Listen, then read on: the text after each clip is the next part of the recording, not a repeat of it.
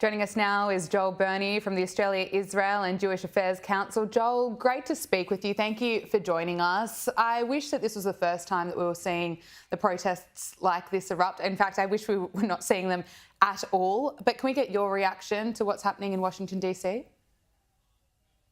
Well, what you've seen, Gabriella, over the past couple of hours has been a terrible escalation in violence on the streets of Washington, D.C. Now, this is just a culmination of what's been going on in Western democratic societies ever since October 7. This very vocal minority, this rabid crowd of a mixture of those from the Muslim community and then those beefed up by the socialist left community, have taken it upon themselves to disrupt all life in all of these places, not just isolated in the United States, in Canada, the streets of Toronto, in the United Kingdom, in the streets of London and other cities as well, in Paris, in France, but also here locally in Australia. We've seen an unrelenting disruption of daily life to Australians, where the focal point is this very, very vicious and violent protest movement. What did you make of what Benjamin Netanyahu had to say? So I think he said a lot. He had a long speech. And what I will point out is that there's a lot of media reporting about the protests outside, the protests inside, and the handful of Democratic Congress people that boycotted the session. But what I will say is this. Firstly, this was an invitation by the Speaker of the House to Prime Minister Netanyahu, which he accepted. Prime Minister Netanyahu has addressed Congress before, and he's one of the leaders that's addressed Congress the most in his time and his tenure. So I think it's important to note that the significant majority of both houses of Congress were steadfastly behind Netanyahu, the state of Israel, and also what he had to say today. So I think that should not be missed in all of the whitewashing of this, of the reporting. Yes, Democrats boycotted. Yes, Rashida Tlaib decided that she would be, tried to dramatize it and take the spotlight away from him. But I do think it is important to reiterate that the alliance between the two is very strong. It has had challenges over the past couple of weeks and months, and may go through more challenges indeed in the future leading up to the general election. But from what I saw in the number of standing ovations that he received, there's no doubt that there is significant support for Benjamin Netanyahu, but most importantly, the state of Israel. Benjamin Netanyahu is set to meet Joe Biden on Thursday, Donald Trump on Friday. Can you talk to us about how important the US election is in terms of its relationship with Israel? So I think he's also meeting with Vice President Kamala Harris on Thursday, which I think is critically important. Now, I do note that she was not in the chamber during the speech a couple of hours ago. Some have interpreted that as a slight against Prime Minister Netanyahu, but I'll allow everyone else to come to their conclusions. He is going to meet with her and with President Biden. So before I get on to Trump, just a quick word about what we can expect if there is a smooth transition from President Biden to Vice President Kamala Harris as the presumptive nominee.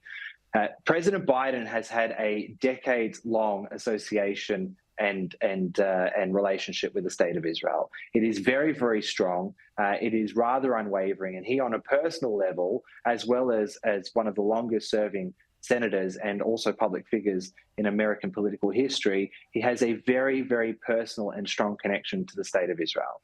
Kamala Harris's connection is less than that of President Biden, and I do believe that will play a role. Now, whether minor or major, I don't know, and only time will tell. My assumption is that she will try and toe the line of the previous 3.5 years of the administration, and you won't see a massive departure on policy vis-a-vis Israel. However, I do have my concerns that the lacking of that personal investment that President Biden has with Israel, and that historical connection that he has, and the fact that Vice President Harris's connection is not that strong, I do have concerns that if there is going to be a slight departure, that departure is going to be against Israel as opposed to in favor of Israel. The importance of the Trump meeting is obvious. The polls show that he's in a very strong position coming up to November, and he's had a pre-existing relationship with Benjamin Netanyahu before. Now, we will all remember how close they were when they were in office together. There was some straining of the relationship during the past 3.5 years of the Biden administration for a few different issues. But ultimately, the fact that Trump will be meeting with Prime Minister Netanyahu is a good sign. And let's not forget that one of the largest achievements in American foreign policy history, at least since the turn of the century, was the Abraham Accords. And that Abraham Accords brought a normalization and peace between Israel and a handful of Arab countries, namely Bahrain, the United Arab Emirates, Morocco, and Sudan. Now, we cannot underestimate the importance of such alliances, and I think that Netanyahu touched on this during his speech. The hope is that any presidency, whether or not that's President Harris or President Trump, will use the Abraham Accords as a foundation to what can grow in the region to create a much safer environment for what's going on there. An Israel-Arab alliance that takes the nefarious actors, namely Iran and the regime and its proxies, and makes sure that united, they can all fight the struggle together. And there was evidence of that clearly on April the 14th, when Iran launched a barrage of cruise and ballistic missiles and attack drones into Israel. And they weren't just intercepted by Israel, the UK, and the United States. They were also intercepted with the assistance of Saudi Arabia and Jordan as well. So we're looking at a whole new potential for a regional stability agreement. And President Trump was able to do that with the Abraham Accords before. And the hope with Israel is that he'll be able to build on that in the future. It's so important that we factor that in as we look at the US election. Benjamin Netanyahu has indicated that negotiations with Hamas may be improving over a potential hostage release and ceasefire deal. What's the latest? So there's significant chatter over the past couple of weeks. There's been a lot of teams going here, there, from Israel to Doha, back to Cairo, and there's significant negotiations happening behind the scenes. My estimation is, and my hope is that we are itching closer to an agreement. There are a few very important sticking points. The patrol of the Egypt-Gaza border, where the majority of arms were smuggled, the ability of Israel to maintain security control and protection of its citizens, and also the amount of Palestinian prisoners who will be released in return for the Israeli hostages. So these are the things that are being ironed out now. There's no doubt within the Israeli politic there is a majority view that supports the hostage release deal. I will note that the Prime Minister works within a quirky system of government, which is unicameral and elected by proportional representation, which means that he has multiple coalition partners, which he has to balance and manage in terms of not just his agenda vis-a-vis the war, but his agenda overall. So whilst these moving parts keep moving, my hope is that there is progress towards it. The final thing that I'll say is that if President Biden is going to stay in power, which looks like he will until November, or until January, until the handover, it will be an important part of his legacy to get a win on the foreign policy stage. And if he is able to assist in getting a negotiated truce between Hamas and Israel for the release of the hostages, I think that he can consider that to be a bit of a win and to etch that into the end of his legacy as he's walking out the door. While these negotiations are taking place, families in northern communities in Israel that were forced to evacuate because of the war have been told that they're not able to return to school in their hometowns when school gets underway in September. And that is the reality for tens of thousands of families, isn't it? Gabriella, you raise such an important point, and unfortunately this is one of the very important stories that is missed with all the fog of war that we've been reporting since October 7. And there is, since Hezbollah started its launch of rockets and drone attacks in the north on October 8, the day after Hamas launched its genocidal attack into southern Israel, about 75 to 90,000 residents of the north, a 5-kilometre buffer zone between Lebanon and Israel, have been evacuated from their homes. And they've been living in temporary accommodation in hotels ever since the 8th of October.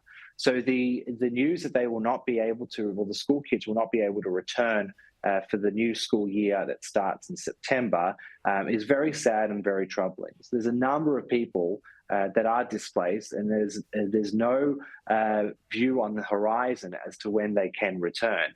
So the significant impact that it has on these people's lives, they've not only lost the ability to be in their homes, but the destruction in the towns in the north has been quite terrible. So some towns, at least 50% of the buildings have been damaged by the rocket fire, the daily rocket fire and the drone attacks coming from Hezbollah in the north. And essentially, and unfortunately, due to this conflict, certainly in the north, Israel is shrinking, and Israel has shrunk its territory by about 5 kilometers from today until from October 8 until today.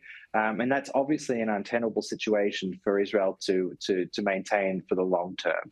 So I think that it will impact the psyche of not just those residents who are displaced, but those in the whole country about the despair of the families unable to return.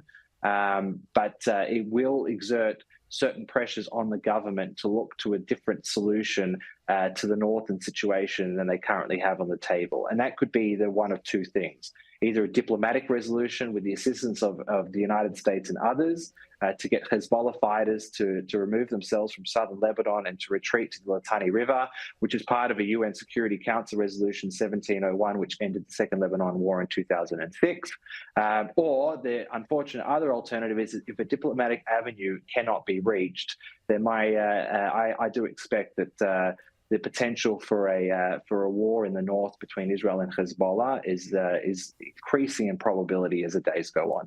It is just so heartbreaking to hear what the people of Israel are going through, and then seeing acts of anti-Semitism just displayed right around the world. Joel Burney, thank you so much for speaking to us here on Power Hour. Thank you, Gabriella. Always a pleasure.